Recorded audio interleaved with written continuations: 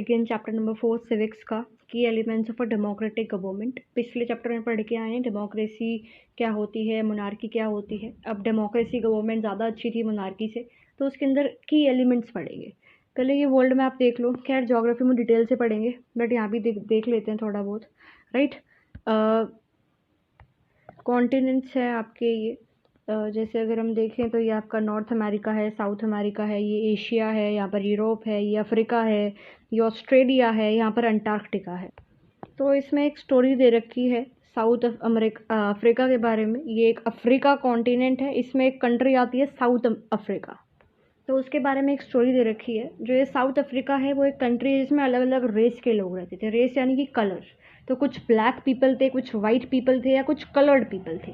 Coloured people generally India से belong करते थे, और जो आपके वाइट पीपल थे वो अमेरिका की साइड से यहाँ पर आकर रह रहे थे, और जो ब्लैक पीपल थे वो अफ्रीकन ओरिजिन थे, साउथ अफ्रीकन ओरिजिन ही थे। ठीक है, तो ये 3 रेसेस के पीपल यहाँ पर रहते थे, black people, Indian and the coloured people, और वाइट पीपल। तो यहाँ पर ना एपरथाइड रूल फॉलो होता है। एपरथाइड क्या होता है? Separation on the basis of race, कि कलर के हिसाब से आप लोगों को ट्रीट कर रहे हैं, कलर के हिसाब से आप लोगों में भेदभाव कर रहे हैं कि वाइट पीपल सुपीरियर हैं और बाकी जो कलर्ड हैं या जो ब्लैक पीपल हैं वो इन्फीरियर हैं। तो इसी से रिलेटेड एक स्टोरी बताई गई है। एक लड़की होती है माया, जो साउथ अफ्रीकन गर्ल ही है, वो जॉसनबर्ग एक सिटी है अफ्रीका में, उसके एक टाउन में रहती है। उसकी मम्मी को वो हेल्प कर रही थी पुराने बॉक्सेस को क्लीन करवाने में, तो वहाँ पे उसको एक स्क्रैप बुक मिलती है जिसमें बहुत सारी पिक्चर्स और न्यूज़पेपर आर्टिकल्स होते हैं। और एक छोटा सा लड़का होता है स्कूल का, जो 15 साल की एज का होता है। वो पूछती है लड़का है कौन, तो उसकी मम्मी उनको बताती है कि यहाँ अफ्रीका में अपार्थाइड वगैरह रीजन होता था, तो एक लड़का था हेक्टर पीटरसन, इसको पुलिस ने गोली मार दी थी।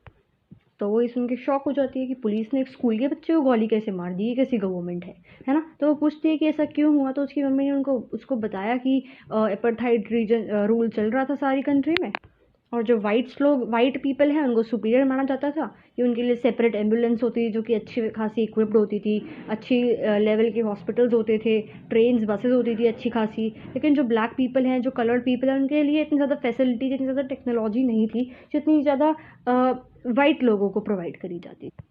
इवन जो नॉन वाइट्स थे, यानी कि कलर्ड थे या ब्लैक लोग थे, उनको वोटिंग के लिए भी, वोटिंग राइट्स भी नहीं मिली थी, वोट करने के लिए भी अचीवमेंट्स या ये सारी राइट्स नहीं मिली हुई थी। राइट, और जो कंट्री में जो सबसे अच्छी लैंड है वो भी वाइट लोगों को दी गई थी। तो ये बताती हैं कि ऐसे ये हेक्टर है जो कि एक साउथ वेस्टर्न टाउनशिप स्वेटो में रहता था, तो इनके स्कूल में बोला गया कि इनको हम अफ्रीकन लैंग्वेज सिखाएंगे जो कि जनरली वाइट लोग बोलते थे। लेकिन ये जो है हेक्टर और जो इनके स्टूडेंट्स हैं जो प्रोटेस्ट कर रहे थे, क्लासमेट्स हैं, वो कह रहे थे हम तो नहीं सीखेंगे लैंग्वेज, हमको तो हमारी लैंग्वेज सुनाओ, जो कि सिखाओ, जो कि ज़ुलू है।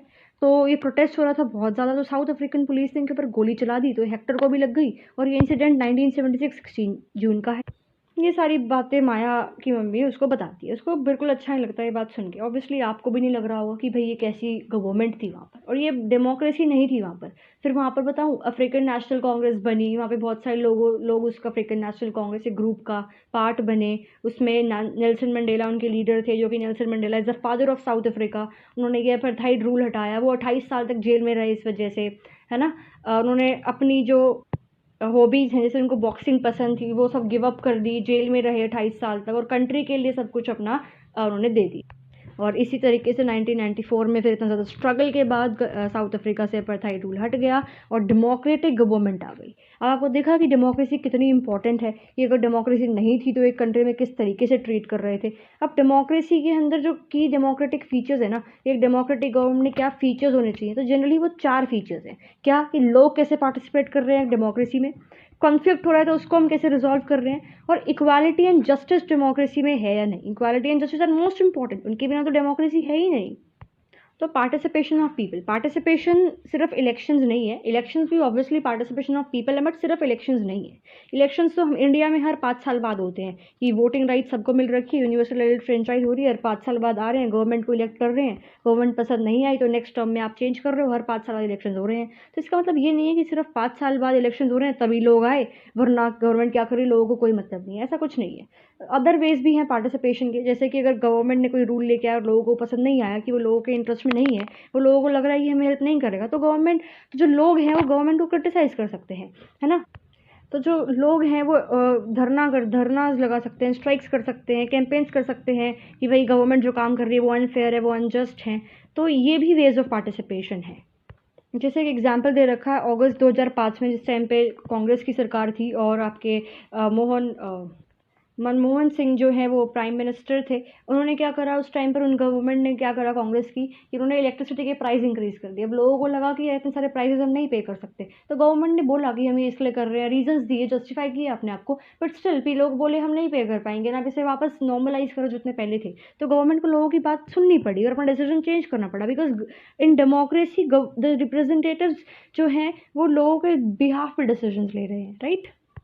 और अगर मोनार्की होती है, कोई और फॉर्म ऑफ गवर्नमेंट होती, तो ऐसा नहीं हो पाता। तो ये डेमोक्रेसी का जो है की फीचर है, ये लोग पार्टिसिपेट कर रहे हैं।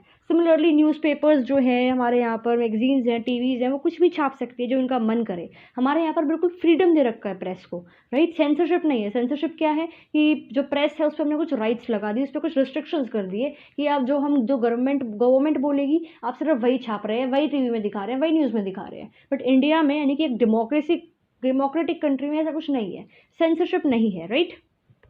तो एक गवर्नमेंट का, यानी कि डेमोक्रेटिक गवर्नमेंट का एक की फीचर है कि कोई रिस्ट्रिक्शन नहीं है प्रेस पे, लोग पार्टिसिपेट कर रहे हैं, राइट।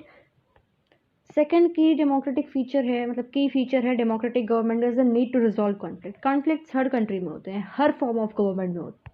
उनको रिजॉल्व करने का तरीका अलग अलग होता है। जैसे अगर मोनार्की में कोई कॉन्फ्लिक्ट हुआ तो गवर्नमेंट जो है बिना सॉल्व करे लोगों पे रूल्स लगाकर, लोगों पे पुलिस फोर्स भेजकर उसको शांत करा सकती है। बट डेमोक्रेसी में ऐसा नहीं है। डेमोक्रेसी में the representatives are responsible for the action and decisions.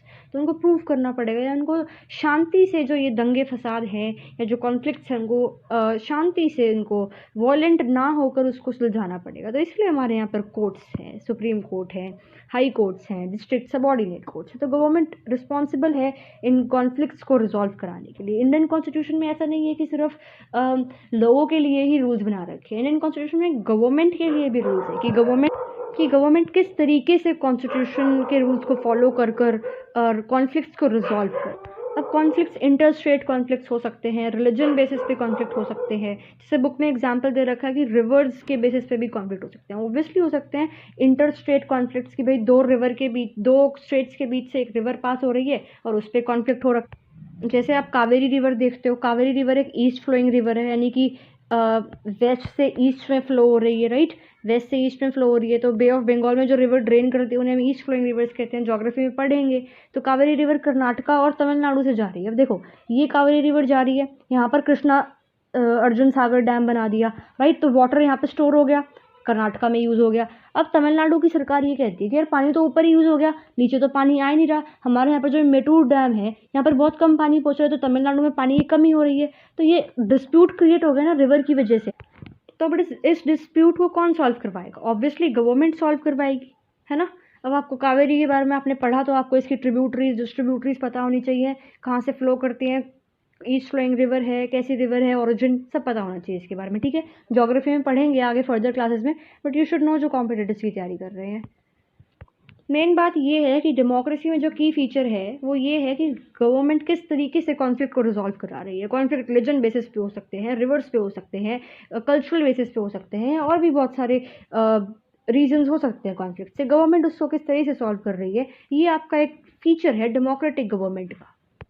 फिर नेक्स्ट है इक्वालिटी एंड जस्टिस। एक डेमोक्रेसी जो है वो इक्वालिटी एंड जस्टिस के बिना तो हो ही नहीं सकती।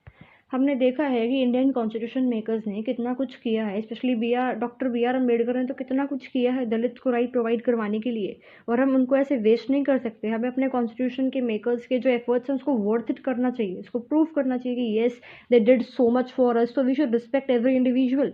हमें इवन इक्वालिटी होनी चाहिए, हमारे इक्वल ट्रीट करना चाहिए सबको, और गवर्नमेंट की ड्यूटी है कि सबको जस्टिस प्रोवाइड करे। तो इसलिए हमारे यहाँ पर कोर्ट्स है, तो गवर्नमेंट को बहुत ज़्यादा काम है। और ये इक्वालिटी एंड जस्टिस जो है उस पर ज़्यादा इतना दबाव डेमोक्रेटिक गवर्नमेंट में ही दिया जाता है। मोनार्की में क्या मतलब, किसी को रूल्स बन रहे हैं, बात खत्म, कोई कुछ क्वेश्चन कर ही नहीं सकता है। तो डेमोक्रेसी जो है एक अच्छी फॉर्म ऑफ गवर्नमेंट इस वजह से भी है।